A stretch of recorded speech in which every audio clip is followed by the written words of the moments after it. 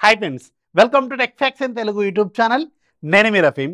Friends, ఈరోజు నేను మీకు ఒక very interesting topic, that to very important topic, మీ అందరూ మనమందరం తెలుసుకోవాల్సిన టాపిక్ని ఎక్స్ప్లెయిన్ చేస్తాను. ఇప్పుడు సాధారణంగా మన ఇళ్లల్లో టీవీ అనేది వెరీ కామన్, అలాగే రీఫ్రిజిరేటర్ అనేది కామన్ దాదాపు, అలాగే ఏసీ అనేది అది డిపెండ్స్ అనమాట. కాకపోతే రెగ్యులర్గా మన ఇళ్లలో కనపడే విషయం మాత్రం టీవీ, అలాగే రీఫ్రిజిరేటర్. సో దీంట్లో ఒకదాని గురించి మనం మాట్లాడుకుందాం. టీవీ అనేది మనం అందరం వాడుతూనే ఉన్నాం, అండ్ కొన్ని ఏళ్ళ నుంచి వాడుతూనే ఉన్నాం. అప్పట్లో సిఆర్టీ టీవీలు వాడినాం, ఇప్పుడు ఎల్ఈడి టీవీలు వాడుతూనే ఉన్నాం. అయితే మన ఇళ్లలో టీవీలు అనేది డిపెండ్స్. ఇప్పుడు జనరల్గా ఒక మామూలు మనలాంటి మిడిల్ క్లాస్ ఫ్యామిలీస్ వాడేవి మ్యాక్సిమం స్క్రీన్ సైజెస్ అనేవి 55 ఇంచెస్ వరకు కొంటూనే ఉన్నారు. అండ్ మనం ఆ 55 ఇంచెస్లో మళ్ళీ that depends on the brand value also. అది 30,000లో ఉండొచ్చు, 50,000లో ఉండొచ్చు, ₹1,00,000 ఉండొచ్చు, 2 లక్షల్లో కూడా ఉండొచ్చు. రకరకాల టీవీలు అనేది మనం వాడుతూనే ఉన్నాం. అండ్ వేలకు వేలు లక్షలు పెట్టి మనం టీవీలు కొంటున్నాం, కానీ అది ఏ బ్రాండు, ఎంత సైజులో ఉంటుంది, అది ఎల్ఈడియా, ఎల్సిడియా, ఓఎల్ఈడియా, క్యూఎల్ఈడియా, నానో ఎల్ఈడియా, ఇంకా ఎల్ఈడియా, ఇలాంటి రకరకాల టాపిక్స్ మనం వెతుక్కుంటున్నాం. ఇంటర్నెట్లో రకరకాల రీసెర్చ్ చేస్తున్నాం, వీడియోలు చూస్తున్నాం, కానీ కొన్ని చిన్న విషయాలు మాత్రం మనం పట్టించుకోవట్లేదు. దాంట్లో వెరీ ఇంపార్టెంట్ టాపిక్, అది ఖచ్చితంగా లేకపోతే డ్యామేజ్ అయ్యే అవకాశం ఉన్న టాపిక్ ఏంటంటే వోల్టేజ్ స్టెబిలైజర్స్. అయితే వోల్టేజ్ స్టెబిలైజర్ ఇప్పుడు ఎందుకన్నా మనం ఎప్పుడో సిఆర్టీ టీవీలో ఉన్నప్పుడు వాడేవాళ్ళం. ఇప్పుడు ఇన్బిల్ట్గా మనకి ప్రతి టీవీలో కూడా స్టెబిలైజర్స్ వస్తున్నాయి కదా. మళ్ళీ ఇప్పుడు దీనికోసం సపరేట్ వీడియో అవసరమా అంటే, ఒకసారి మీకు నియర్ బై ఉన్న రిపేర్ షాప్స్లో, టీవీ రిపేర్ షాప్స్ ఉంటాయి కదా, ఆ రిపేర్ షాప్స్కి వెళ్ళి ఎన్ని లేటెస్ట్ ఎల్ఈడి టీవీలు మనం రెగ్యులర్గా వాడుతున్నవి 50 ఇంచెస్, 55 ఇంచెస్, ఇవి ఎన్ని కుప్పలు పడి ఉన్నాయో ఒక్కసారి వెళ్ళి చూడండి. నియర్ బై సర్వీస్ సెంటర్స్లో కానీ, లేదంటే లోకల్ రిపేర్ షాప్స్ ఉంటాయి కదా, మన బ్రదర్స్ చేస్తూ ఉంటారు, అలాంటి వాళ్ళ దగ్గర కూడా చూడండి. కుప్పలు టీవీలు ఉంటాయి. మరి ఇన్బిల్ట్ స్టెబిలైజర్లు ఉన్నప్పుడు ఎందుకు ఇన్ని సడన్గా మనకి ఇలా కనిపిస్తూ ఉంటాయి? బెస్ట్ ఎగ్జాంపుల్ మా కొలీగ్ది కూడా 55 ఇంచెస్ ఒక ప్రీమియం టీవీ, అది దగ్గర ₹1,00,000 పెట్టుకున్నారు. అది కూడా సేమ్ వోల్టేజ్ ఫ్లక్చువేషన్ వల్ల డ్యామేజ్ అయిపోయింది. మరి ఎందుకు అది డ్యామేజ్ అయింది అంటే, మన టీవీ కంపెనీలు ఏం చెప్తాయి అంటే ఇన్బిల్ట్గా మనకి స్టెబిలైజర్ ఉంటుంది, సో మీరు ఎలాంటి స్టెబిలైజర్ కొనుక్కోవాల్సిన అవసరం లేదు అంటారు. బట్ ఇది ఫ్యాక్టే, కానీ 100% ఫ్యాక్ట్ కాదు. దాంట్లో ఒక స్టెబిలైజర్ ఉండదు, దాంట్లో ఒక ఎస్ఎంపిఎస్ ఉంటుంది, స్విచ్ మోడ్ పవర్ సప్లై అనమాట. అంటే ఒక ఫిక్స్డ్ ఏసీ నుంచి మనకు టీవీకి కావాల్సిన డీసీ అనేది కంటిన్యూస్గా సప్లై చేస్తూ ఉంటుంది.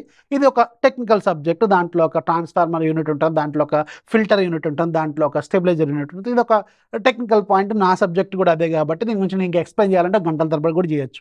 కానీ సింపుల్ అండర్స్టాండింగ్ ఏంటంటే, ఇది ఒక ప్రాపర్ వాల్యూ నుంచి మీకు ఒక ప్రాపర్ డీసీ వాల్యూలోకి మారుస్తూ ఉంటుంది, కానీ ఇది ఒక ప్రాపర్ స్టెబిలైజర్ అయితే కాదు.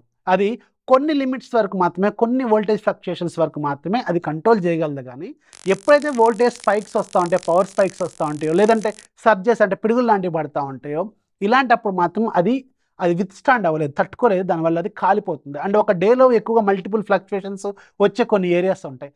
సబ్స్టేషన్స్ లేదా ఇష్యూస్ వల్ల సడన్గా ఫ్లక్చుయేషన్స్ వస్తూ ఉంటాయి. ఇలాంటి కండిషన్స్లో ఖచ్చితంగా ఆ స్టెబిలైజర్ అనేది, ఆ ఎస్ఎంపిఎస్ అనేది ఖచ్చితంగా తట్టుకోలేదన్నమాట. అప్పుడు కొలాప్స్ అయిపోతుంది, టీవీ ఖరాబ్ అయిపోతుంది. మీరు లక్షలు పెట్టుకున్నా కానీ అది టోటల్ ఇంటర్నల్గా సర్క్యూట్స్ కాలిపోవడం వల్ల మీకు టీవీ మొత్తం కూడా ఖరాబ్ అవుతుంది. ఇవి జనరల్గా జరిగే కేసెస్. లేటెస్ట్ టీవీస్లో మీరు కూడా ఫేస్ చేసే ఉంటారు. ఒకసారి కింద కామెంట్స్లో రాయండి, ఎవరైతే కొత్త టీవీలు వాడి కూడా ఇలాంటి ఫెయిల్యూర్స్ అయ్యి మీరు రిపేర్ షాప్స్కి రిటర్న్ చేశారో ఒకసారి కింద కామెంట్స్తో రాయండి. సో ఇలా ఉన్నప్పుడు మనం 70,000, 80,000 పెట్టి టీవీలు కొంటున్నప్పుడు ఆ పక్కన, ఆ 70,000 పక్కన ఎంత ఉందనుకోండి, ఒక 2,000, 3,000 అనేది ఎంత ఉంటుంది. ఆ 2,000, 3,000 మనవి కావు అనుకుంటే ఒక ప్రాపర్ స్టెబిలైజర్ని మనం తీసుకోవచ్చు. ఇది నేను చెప్పాలనుకుంటున్న పాయింట్. సో మనం 70,000, 80,000 పెట్టుకుంటున్నప్పుడు ఒక 2,000, 3,000 అనే పెద్ద విషయం కాదేమో. దానివల్ల మీకు కొంచెం బెటర్గా ఉంటుంది, బెటర్ సర్జ్ ప్రొడక్షన్ ఉంటుంది, బెటర్ ఓవర్ వోల్టేజ్ ప్రొడక్షన్ ఉంటుంది, బెటర్ ఓవర్ హీటింగ్ ప్రొడక్షన్ ఉంటుంది. ఇలా అన్ని రకాల హీటింగ్ ప్రొడక్షన్స్, అన్ని రకాల ప్రొడక్షన్స్ ఒక ప్రాపర్ స్టెబిలైజర్లో ఉంటాయి. కాబట్టి మనం అది తీసుకుంటే తప్పేంటి అనేది నా పాయింట్ అనమాట. సో ఈరోజు నేను మీకు నా సామ్సంగ్ టీవీ, సో దేనికి వాడుతున్న ఒక స్టెబిలైజర్ని మీకు చూపిస్తాను.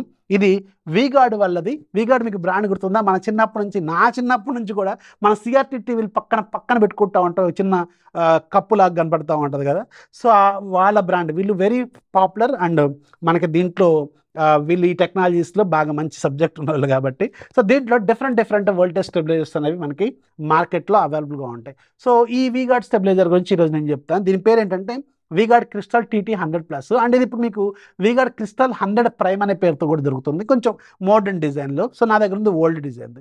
సో దీంట్లో ఏంటంటే మనకి చాలా రకాల అజంప్షన్స్ ఉంటాయి. మనం ఒక ప్రాపర్ స్టెబిలైజర్ కొనుక్కునేటప్పుడు మనం కొన్ని పాయింట్స్ని నోటీస్లో పెట్టుకోవాలి.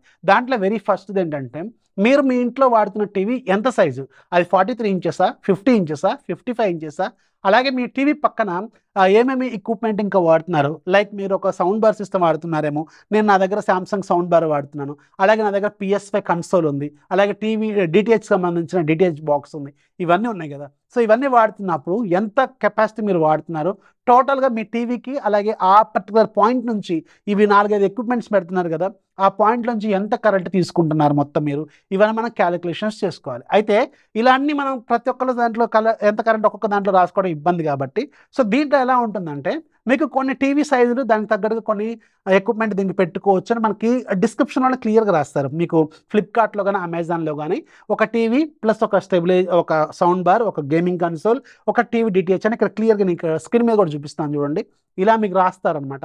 అలా ఉన్నది తీసుకోవాలి. అండ్ ప్రజెంట్గా మార్కెట్లో most popular TV middle class, మనలాంటి మిడిల్ క్లాస్ వాళ్ళు కూడా వాడేవి 50 ఇంచెస్, 55 ఇంచెస్ కదా. సో మ్యాక్సిమం 55 ఇంచెస్ వరకు సపోర్ట్ ఉన్న ఒకటి తీసుకుంటే సరిపోతుంది అనమాట. ఇది అరౌండ్ 3,000, 3,500 ఏమి ఉంటుంది. That depends on the price. Offer ఉన్నప్పుడు, ఆఫర్ లేనప్పుడు ఒకలాగా ఉంటుంది, ఆఫ్లైన్లో ఒకలాగా ఉంటుంది, ఆన్లైన్లో ఒకలాగా ఉంటుంది. లింక్ అయితే నేను ఆన్లైన్లో ప్రొవైడ్ చేస్తాను, ఒకసారి చెక్ చేయండి. అండ్ దీంట్లో మీకు అన్నీ ఒకదానికి సెట్ చేసుకోవచ్చు అనమాట. అండ్ మూడో పాయింట్ ఏంటంటే మీరు టీవీని వాల్ మౌంట్ చేస్తున్నారా లేదంటే టేబుల్ మీద సెట్ చేస్తున్నారా.